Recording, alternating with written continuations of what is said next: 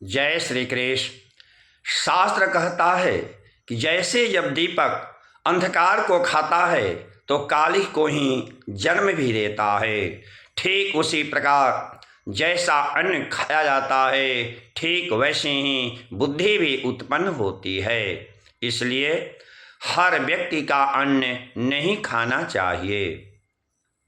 किसी का अन्न खाने से पहले बुद्धिमान व्यक्ति को भली भांति यह विचार करना चाहिए कि उस व्यक्ति का कर्म कैसा है, वह व्यक्ति कौन सा कर्म करके धन उपार्जन करता है, अन्न को प्राप्त करता है। यदि वह व्यक्ति व्यभिचार पूर्वक, दुराचार पूर्वक, अनाचार पूर्वक, अन्याय पूर्वक, विधर्म पूर्वक यदि धन को प्राप्त करता है, अन्न को प्राप्त करता है, तो ऐसे नीच व्यक्ति का अन्न नहीं खाना चाहिए, क्योंकि उस नीच व्यक्ति का अन्न व्यक्ति के तेज को एवं बुद्धि को हर लेता है। महान से महान ज्ञानी व्यक्ति के ज्ञान को धूमिल कर देता है। प्रमाण के लिए महाभारत में गंगा पुत्र श्री भीष्म पितामह जी हैं। वे परम भागवत हैं, महान ज्ञानी हैं। श्री वेदव्यास भगवान ने श्रीमद् भागवत महापुराण में छठे स्कंध के अजामिलोपाख्यान में ब्रह्मा, देवर्षि नारद, शंकर, चारों सनकादि ऋषिगण यानी सनत कुमार, सनक सनंदन एवं सनातन, कपिल भगवान, स्वयंभु, मनु,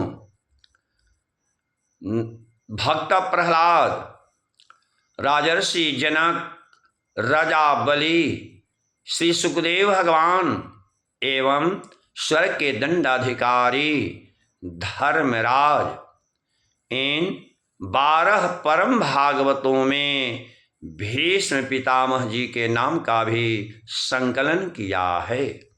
फिर भी ऐसे परम भागवत महान ज्ञानी भीष्म पितामह जी पापी नीच दुर्योधन के अन्न को खा लेने के कारण ही उनकी बुद्धि भ्रष्ट हो गई। उनके सामने द्रौपदी का चीरहरण होता रहा और वे सामर्थ्यवान होते हुए भी वहां मौन बनकर बैठे रहे। शास्त्र कहता है कि एक शक्ति सामर्थ्यवान व्यक्ति को अपने सामने हो रहे अनाचार, हो रहे दुराचार, हो रहे व्यभिचार, हो रहे अधर्म को रोकने का प्रयास करना चाहिए, अन्यथा वहां से हट जाना चाहिए। लेकिन वे द्रौपदी के हो रहे चीरहरण को रोके भी नहीं और वहां से हटे भी नहीं, अपितु वहां पर मौन बनकर बैठे रहे। महाभारत में एक प्रसंग आया है कि जब भीष्म पितामह जी बाणसज्जा पर लेटे हुए थे तो द्रौपदी एक दिन भीष्म पितामह का दर्शन करने के लिए उनके पास गई। वे पितामह को प्रणाम करके बोली, हे पितामह जी, आपसे मेरी कुछ पूछने की इच्छा है, यदि आज्ञा हो तो मैं पूछूं। भीष्म पितामह ने कहा, हाँ हाँ बेटी, तुम पूछो। द्रौपदी हाथ जोड़कर बोली, हे पितामह जी, जब आपके सामने ही भरी हुई सभा में नीच दुशासन मेरा वस्त्र खींच रहा था, मुझे सभा में नग्न करने का प्रयास कर रहा था, तो आपने उस नीच दुशासन को, दुर्योधन को क्यों नहीं रोका? द्रौपदी की इस बात को सुनकर भीष्म पितामह जी बिलख बिलख कर रोने लगे। पितामह ने कहा, बेटी, मैं उस समय पापी दुर्योधन का, नीच दुर्योधन का अन्न खा रहा था, इसलिए मेरी बुद्धि भ्रष्ट हो गई थी और मैं वहाँ मौन बनकर उस पाप कर्म में सम्मिलित रहा, जिसका आज मैं दुष्परिणाम भोग रहा हूँ।